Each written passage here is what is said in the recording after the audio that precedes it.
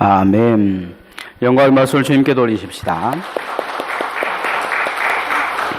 오늘은 예수님의 수세주일입니다. 예수님이 이 세례 요한에게 세례 받으시고 성령을 임재하는 그런 날입니다. 오늘 설교 제목을 한번 따라 해보십시다. 거룩한 삶을 본받읍시다. 구할말 전 세계가 급변하고 있는 시기에 세계에 적응하지 못하는 이 나라가 있었습니다. 바로 이 한반도 조선입니다. 그런데 이 조선과 일제 시대를 거쳐가면서 이 한국을 긍정적인 변화를 가져다 준 사람들이 있습니다.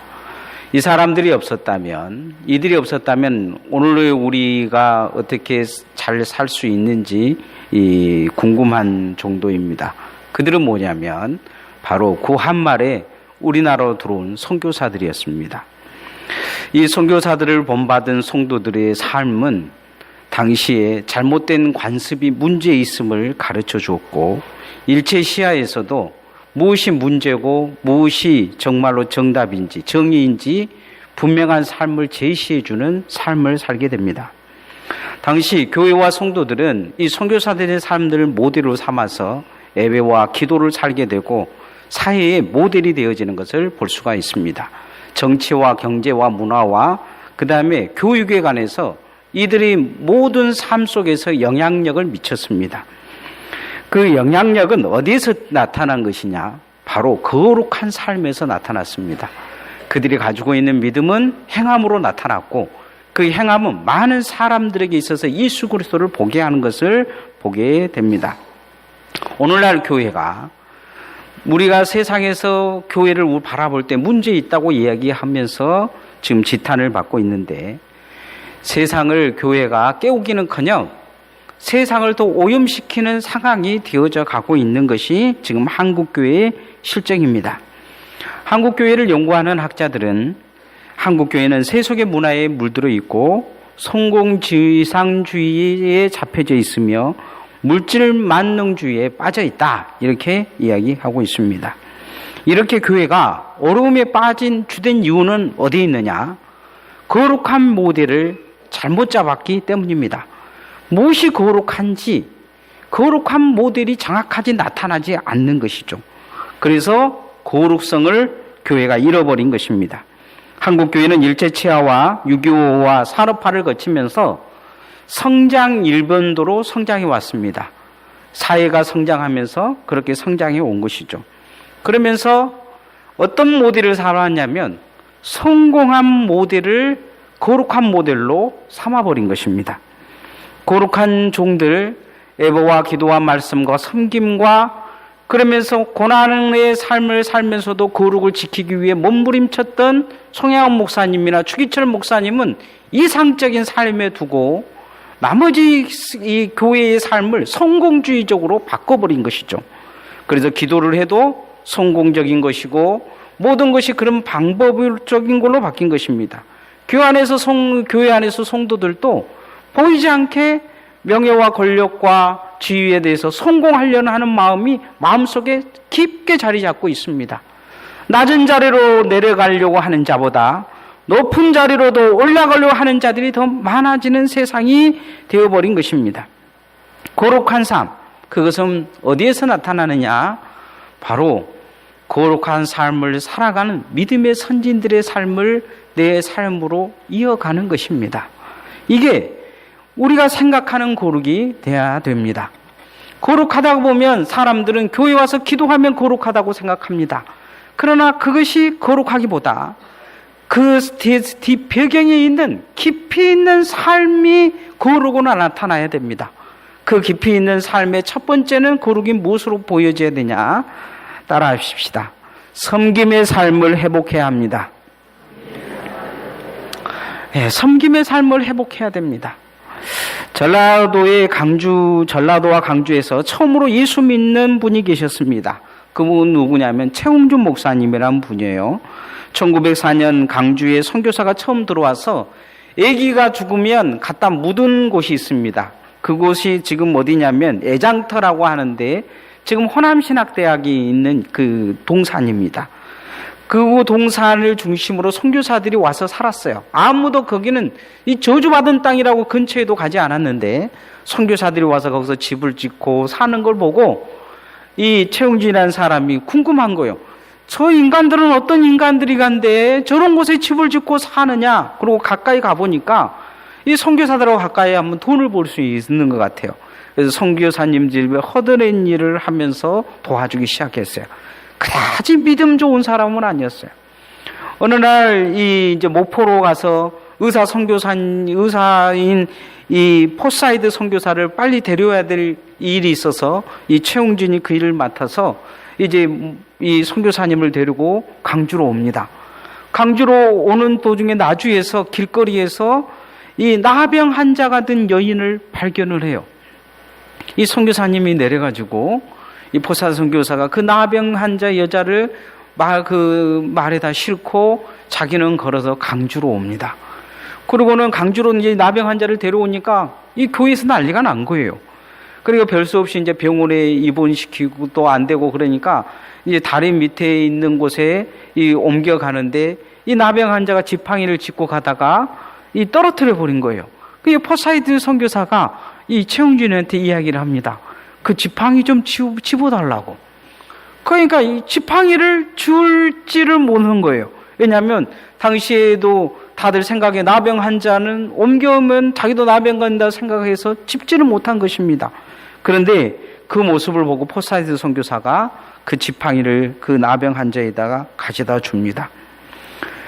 그러고는 이제 그 일이 끝나고 집에 돌아와서 가만히 묵묵히 생각을 해보는 거예요. 이 최웅준 이 사람이 나는 이 사람의 동족인데 나는 왜 저 지팡이를 잡지 못했는가?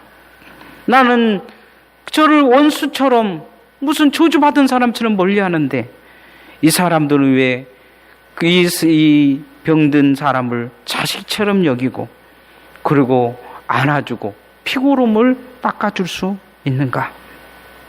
깊은 생각에서 그는 한 가지 답을 얻습니다. 오랫동안 선교사 옆에서 말씀을 들었기 때문에 그것은 저들이 예수 그리스도를 닮았기 때문이다. 이것을 그는 알게 됩니다. 그리고 그것은 무엇의 차이냐? 믿음의 차이다. 나는 교회에 다닌다면서 안다시 하고 살았지만 그러나 저들은 예수 그리스도를 닮아가고 따라가는 삶이 있었다. 이렇게 이야기합니다. 그러면서 그는 그렇게 사는 것이 진짜 예수 믿는 것이다 하면서 나도 그렇게 살아야 되겠다 하고 결심을 합니다. 그는 그 다음날부터 이 문둥병자들에게 가서 섬김의 사역을 합니다. 그리고 한국의 문둥병자들의 아버지가 됩니다. 이분이 별세했을 때 전국의 문둥병 환자들과 결핵 환자들과 거린 수백 명이 몰려와서 이분의 장사를 치렀다고 합니다. 그러면서 뭐라고 이야기를 그 뒤따라가면서 울었냐면 아버지가 안 계시면 누가 우리를 보호해 주겠습니까? 하면서 거린들과 문둥병자들이 그렇게 울고 갔다는 것입니다. 이 최웅진을 바꾸는 그 삶은 뭐이겠습니까? 이 거린들과 결핵 환자들과 수백 명의 그런 문둥병자들이 예수 그리스도를 영접하고 이 최웅진을 또 뒤따라가는 삶은 과연 무엇이겠습니까? 그것은 거룩한 삶입니다. 거룩한 성금이 그 안에 있었기 때문이죠. 자, 1절에서 3절 말씀 오늘 읽은 성경 다시 한번 읽어보십시다. 시작. 형제 사랑하기를 계속하고 손님 대접하기를 잊지 말라. 이로써 부지 중에 천사들을 대접하는 이들이 있었느니라. 너희도 함께 갇힌 것 같이 갇힌 자를 생각하고 너희도 몸을 가졌은즉 학대받은 자를 생각하라. 무슨 이야기입니까? 아브라함의 그 섬김을 이야기하고 또 갇힌 자들과 어려운 자들을 돌보라 이렇게 얘기합니다. 섬기가 나눔의 삶을 잊지 말라는 거죠. 거룩이란 어떻게 나타나느냐? 이 섬김과 나눔을 통해서 나타납니다. 예수님의 비유 중에 선한 사마리안의 비유가 있습니다. 이 비유를 들으시면서 예수님이 이 선한 사마리안인이 누구냐? 율법사에게 물어요. 그저 선한 사마리아인이다 이렇게 이야기합니다. 원래 이 율법사는 예수님께 와가지고 어떻게 구원을 얻으냐 이렇게 물었어요. 그러니까 율법에 뭐라 그러니까 하나님 사랑하고 내 이웃을 사랑하라는, 너는 그렇게 하냐 했다고 그래요. 그러니까 예수님께서 이 비유를 들어주십니다. 이 비유는 어떤 비유냐면, 예루살렘에서 어떤 사람이 여리고로 내려가다 강도를 만납니다. 죽을 위기가 놓였어요. 그리고 이제 쓰러져 있는데 그걸 보고 지나가는 사람들이 있었어요. 내인이 보고 지나갔어요. 예배드리고 이제 여리고로 내려간 거죠. 다음에 제사장도 지나갔어요. 근데 이 사람들은 모르고 그냥 모른 척하고 지나가 버린 거예요. 그런데 정말 믿음 없다고 이야기했던 사람들이 보기에는 걔만 또 못하다고 하는 사마리인이 지나가면서 그를 치료해주고 주막에 데려가서 맡겨놓고, 주막 주인에게 그렇게 해요. 잘 치료해주라고. 혹시 돈이 부족하면 내가 돌아와서 돈을 더 주겠노라고 하면서 치료비까지 맡겨놓고 돌아갑니다. 예수님이 물어요. 누가 진짜 내 이웃이냐? 이웃에 관한 이야기가 아닙니다. 누가 하나님의 말씀을 제대로 듣고 있느냐? 이것을 이야기하는 거죠.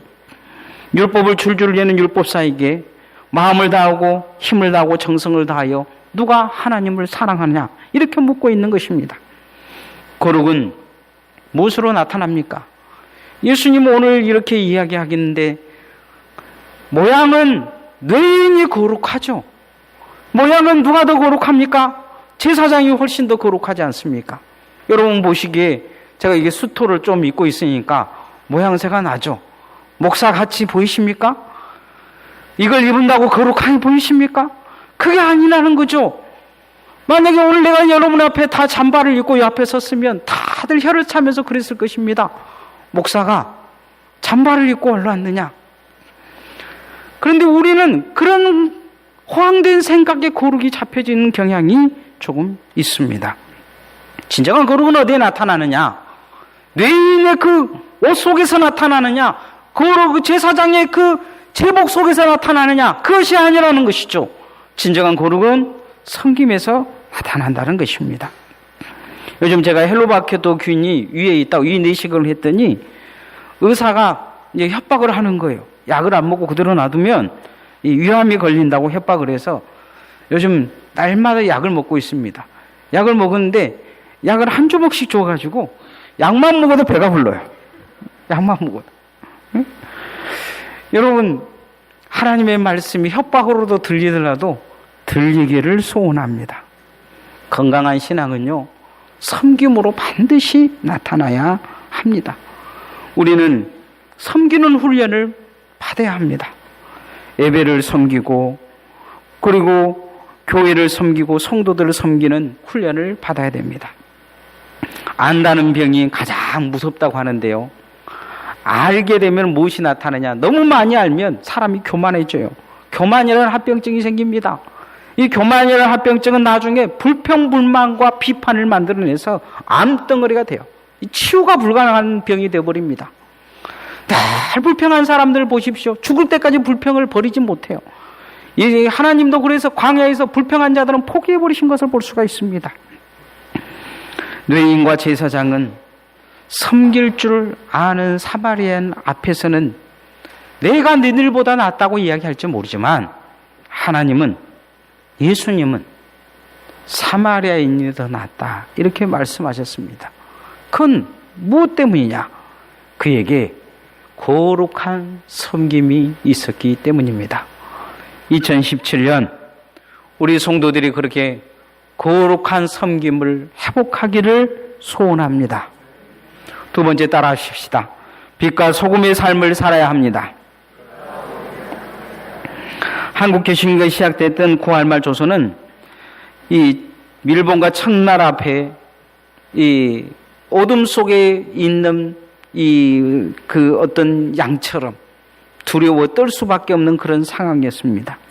바람 앞에 촛불 같은 나라였죠. 그런데 그 시대에 흔들리지 않는 등불들이 있었습니다. 반상의 구변이 뚜렷하는데 그 뚜렷한 반상의 구변을 깨트리면서 양반이 종을 섬기는 사람들이 있었어요. 그들이 교회 장로님이 되고 그들이 교회 집사님이 돼서 교회에 오면 거린들을 돌보고 섬기는 사람들이 생기기 시작합니다. 그래서 이 양반의 구분을 확실히 깨트려버리는 공동체가 생기는데 바로 교회였습니다.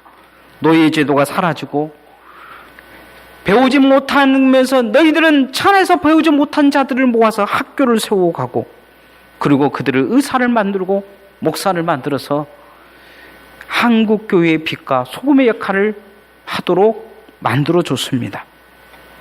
요 근래 20년간 한국 사회가 문제가 되는 대형 정치 사건이나 큰 사건이 생기면 그 안에 핵심 주동자들은 전부 다 누구냐? 예수 믿는 사람들입니다. 여러분, 온노비 사건이나 그 다음에 고소영이라고 이야기하는 세상 사람들이 빗대는 이 정치적인 사건들이나 어제 신문에 보니까 이 국회에서 서로 싸우고 있는 두 사람이 있죠.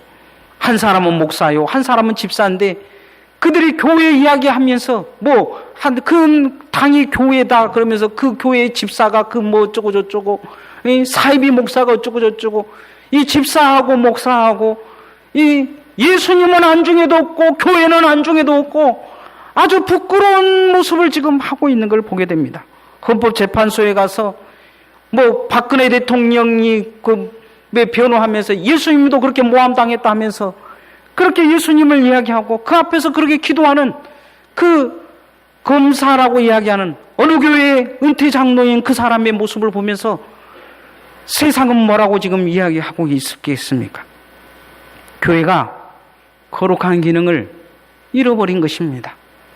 교회 옆에 일꾼이라고 하는 사람들을 세상에 내놓으면 세상 사람들이 다 돌을 던지는 것이에요. 저런 예수 나도 안 믿겠다 이렇게 이야기하는 것입니다. 교회 앞에 교회 와서는 교회의 일꾼이라고 교회의 직분을 받았다고 이야기를 하지만 그들을 세상에 내어놓으면 빛이 못 되는 것입니다. 그들을 세상에 내놓으면 소금이 되지 못하는 거예요. 그들을 세상에 내놓으면 세상을 더 썩게 만들어버리고 더 어둡게 만들어버리는 것이 지금 우리의 실정입니다. 그게 누구냐? 바로 납니다. 바로 내가 문제인 거죠. 우리는 거룩을 다시 회복해야 될 것입니다. 그래야 세상에 나가서 빛과 소금의 역할을 감당하는 자가 되어질 것입니다. 자, 4절 5절 말씀 한번 같이 읽어보십시다. 모든 사람은 결혼을 귀히 여기고 침소를 더럽히지 않게 하라. 음행한 자들과 간음한 자들이 하나님이 심판하시리라. 돈을 사랑하지 말고 있는 바를 족한 줄로 알라. 그가 친히 말씀하시기를 내가 결코 너희를 버리지 아니하고 너희를 떠나지 아니하리라 하셨느니라. 성도는 어떻게 살아야 되냐? 세상에 물들어 살아서는 안 된다는 거죠. 세상 사람들처럼 살아서는 안 된다. 그렇게 말씀하고 있습니다. 이 말씀은 반대 극부적으로 이야기하면 거룩한 삶이 내 삶이 되게 하라. 이렇게 요구하고 있는 것입니다. 육신의 정욕과 물질의 유혹에 빠져서는 안 된다. 이렇게 말씀합니다. 사단은 오늘도 우리를 망가뜨리려고 애를 쓰고 있습니다. 왜냐하면 한 사람의 거룩은 교회의 거룩을 만들고 교회의 거룩은 세상의 거룩을 만들 수 있기 때문입니다. 한 사람의 거룩은 그 공동체가 있는 집단을 거룩하게 만들고 그 사람의 거룩은 한 나라를 거룩하게 만들 수 있기 때문입니다. 성경에 자신을 거룩하게 지키기 위해서는 한 사람이 있습니다. 성경은 우리는 그 사람을 보며 축복의 통로이라 이렇게 이야기합니다. 누구냐? 요셉입니다. 요셉은 억울한 일을 많이 당했습니다. 보통 사람 같으면 이 정도 일을 당하면 형들이 자기를 팔아먹는다든지 아니면 모함을 당해서 감옥에 갇혀 있다든지 그런 상황이 되면 아마 이를 갈고 칼을 갈았을 것입니다. 그런데 그는 거룩을 잃어버리지 않으려고 애를 씁니다. 남의 집 종살이에서 최선을 다해서 그 집이 잘 되게 해줬는데 그 집 마누라가 유혹을 하는데 그것을 단호하게 거리지 말합니다. 감옥에 갈 위기가 그가 놓였어도 감옥 갈 마음으로 거룩을 지킵니다. 결국 감옥에 가서 그는 그곳에도 거룩하게 삽니다. 나중에 하나님의 은혜로 바로의 꿈을 해석해서 그는 애굽의 총리가 되고 많은 사람들을 살려내는 자가 됩니다. 나중에 바로가 그를 보고 뭐라고 이야기합니까? 내가 믿는 하나님이 진짜 하나님이다. 그렇게 이야기합니다. 우리도 우리의 삶에 기억하는데 하나님 앞에 어떻게 살아야 되겠습니까? 내 삶을 거룩으로 회복해야 될 줄 믿습니다. 우리가 교회 안에서도 빛이 되어야 됩니다. 교회 안에서도 소금 되어야 됩니다. 그래야 세상 밖에 나가서도 세상 앞에 예수 그리스도의 사람으로 빛과 소금의 역할을 감당할 수 있는 것입니다. 그렇게 거룩을 회복함으로 빛과 소금의 역할을 감당하는 성도들 되어지기를 소원합니다. 마지막 세 번째, 믿음과 행위가 일치하는 거룩함이 있어야 됩니다. 따라합시다. 믿음과 행함을 일치시킵시다. 오늘날 한국 교인들의 문제는 뭐냐? 믿는 것과 행하는 것이 일치가 안 됩니다. 교회 와서는 다 믿는 것처럼 이야기해요. 그러나 삶은 다르게 살아버리는 것을 볼 수 있습니다. 성경은 두 부분의 큰 기둥이 있습니다. 하나는 믿음과 행함입니다. 어떤 사람들은 이것이 구원 논리로 흔들기도 하긴 하지만, 믿음은 구원으로 얻지만 그 믿음은 무엇으로 나타나느냐? 행함으로 나타난다는 것입니다. 연세대학교 가면 연세대에서는 백낙준 박사 동상이 있습니다. 이 아버지가 누구냐면 백사경이라는 이 소경입니다. 점장이었어요. 점을 얼마나 잘 쳤는지 사람들이 구름대처럼 올라왔다고 해요. 그래서 기와집도 짓고 이 소경이 첩을 여러 거느리고 살 정도였습니다. 어느 날 백사경이 길거리에 가는데 잘 아는 사람이 전도를 하면서 그렇게 이야기해요. 그때로 살아서는 지옥 간다고. 당신 자식도 지옥 가고 막 그러니까 백사경이 막 화를 내고 그러니까 더 강하게 이야기하는 거죠. 그렇게 살지 말라. 예수 믿으라. 근데 이 백사경이 집에 돌아와서 잠을 자려고 하는데 그 소리가 맴맴 도는 거예요. 그래서 교회 한번 가봐야겠다 하고 그가 교회에 가서 복음을 듣고 통곡합니다. 내가 잘못 살았구나. 이렇게 사는 것이 아니구나 하면서 백사경이 점쳐서 준 모든 재산을 다 팔아가지고 가난한 자들을 나눠주고 예배당을 세웁니다. 그리고는 갈 데가 없어서 이제 힘든 상황이 되어버린 거. 정말 알거지가 되어버렸습니다. 이 소식을 누가 들으냐? 맥킨리 선교사가 듣습니다. 그리고는 이런 사람은 교회에 소금과 빛이 되어야 된다면서 교회에 사찰을 시킵니다. 근데 소경이 교회 사찰을 어떻게 하겠습니까?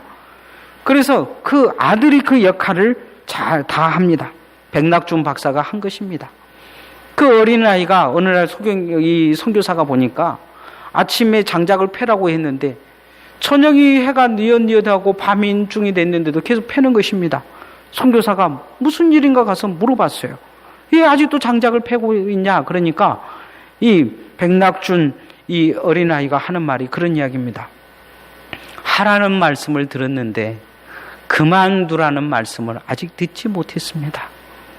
그 선교사는 이 말에 너무 감동을 받아서 이 아이를 키워서 한국교회 지도자를 세워야 되겠다고 중국으로 신학교를 보내고 미국에 있는 이 예일 대학과 그리고 박사학위를 받아서 나중에 그를 이 대학교 교수를 만들고 그는 연세대학교 초대 총장과 문교부 장관까지 하게 됩니다.